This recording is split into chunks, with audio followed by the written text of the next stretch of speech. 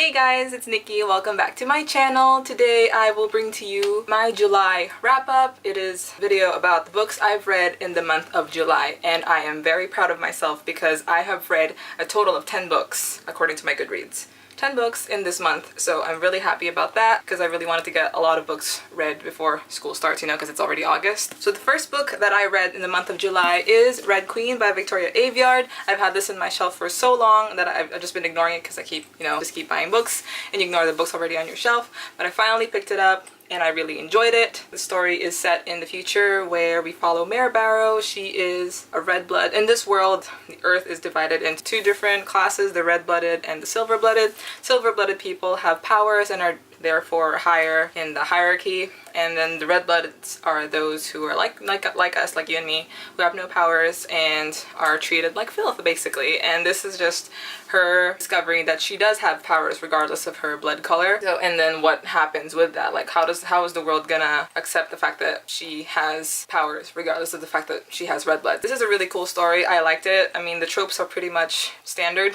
YA fiction tropes, but I liked it. It was very entertaining, and yeah, and besides reading this, I also read Glass Sword, which I will be inserting a photo here because I just borrowed the book from the library. I do not own it, which is the second book in the story. It's also really entertaining. Kind of reminded me a bit like X-Men, like Victoria Aveyard's version of X-Men. It's actually really good, and that's all I can really say without spoiling anything. I actually just really liked it. Moving on to the next book I read, which I do not own as well, is Love and Gelato by Jenna Welch. This is a contemporary story. We follow the story of Lena, who just lost her mother, and on her mother's deathbed she wants her daughter to go to Italy the same way that she did when she was younger, to experience the countryside. So at first Lena is very against going to Italy because, she doesn't want to leave home, she's mourning, and also, she can't really turn down her mother's death wish, so she does go to Italy, and this book is basically like her summer experience there. And the reason why I picked this up because I really like the cover, it's so cute, and also I love Italian landscapes. If the setting is in Italy, I will read it, so I want to visit there someday. So I read this book. It's really cute. I think I give it 4 stars. It's a really cute story. You should read it if you like contemporary romance fiction and if you like Italian landscapes. Moving on to another series that I became obsessed with in the month of July. You can tell because I've been posting review videos about it. It is the entire Lunar Chronicles. As you can see, all of that. But yeah, what else is there to say? This is a fairy tale retelling. Fairy tale retellings set in far off in the future where Earth is super technologically advanced. There are people living on the moon. It's its own country. Lots of political intrigue going on in this entire series, mixed with romance and action and good friendly banter and really lovable characters. I love the Lunar Chronicles. I'm obsessed with the Lunar Chronicles. I just love it so much. I'm gonna reread this book as much as I can. I do have reviews on all of them, but I've only posted 2, so the other reviews for the last 2 books, Cress and Winter, will be coming up soon after I finish editing them. These all get 5 stars. I love them so much. They're amazing. If you haven't read them, you should, because they are worth your time. And the next thing I've read is actually a middle grade book. It is Escape from Mr Lemoncello's Library by Grabenstein.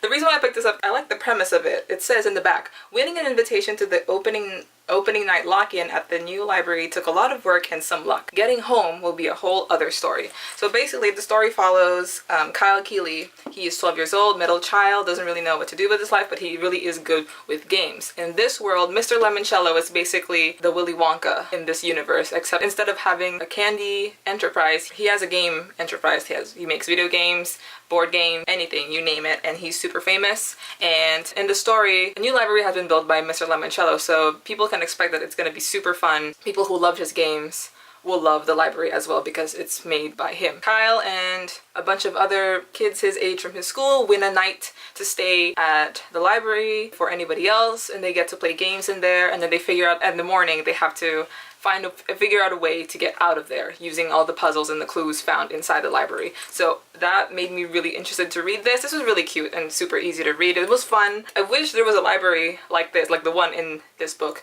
because I would have gone bonkers. I love the imagination of what a library like that could look like. If only they could make one in real life, that would be really cool. But yeah, this is super cute, super easy to read. If you want just something really light to get your mind off of like really heavy YA fiction, then this is something I'd recommend. The last thing I read for the month of July, I started a new series, which is the Infernal Devices by Cassandra Clare, and the first book is The Clockwork Angel. I was able to finish this before July ended, and so right now I'm actually reading the second book to the series. I'm surprised I really like this because I read the first book of The Mortal Instruments. I don't even remember the title. It was okay, but I wasn't compelled enough to read the next book. I wasn't like super excited to read the next one. It was just like meh. So yeah, I didn't really want to finish it. I didn't feel bad about not finishing it either, so that says a lot about my disinterest in the story. People have been saying a lot of good things about this one, so I was like, you know what, I'm gonna pick it up. I read the first book. It was great. The first half was kind of slow. There wasn't a lot that happened, obviously, because it's like, you know, it's from the point of view of Tessa, who is main character. Well, she's one of the main characters in the story, and she has no idea anything. She has no idea about the Shadowhunter world from her point of view, so everything's kind of like slow, and like we figure out things at the same pace as she does. It was only towards like the middle to the end where it got like super intense and exciting, but overall, it's a really good book. I enjoyed it a lot, and the second book is even more intense, which I haven't finished, so that's why I didn't put him in the video. So yeah, so this was the last book I read for the month of July. That is it. Thank you so much for watching. I will see you guys soon with another video. Goodbye.